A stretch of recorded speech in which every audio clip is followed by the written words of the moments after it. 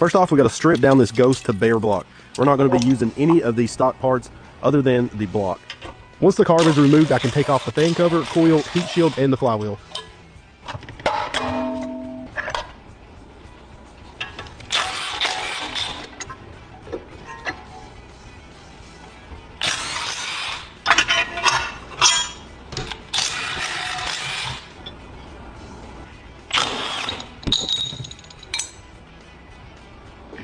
Replace the nut on the crankshaft and use a pry bar to pry out on the flywheel while hitting the nut with a hammer to remove the flywheel.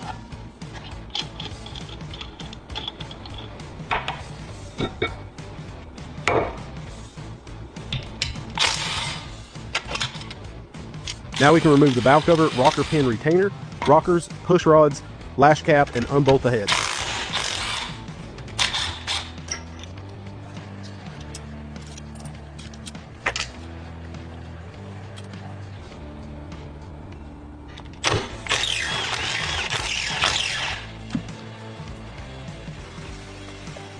Remove the side cover to pull out the cam, lifters, unbolt the rod, and remove the rotating assembly.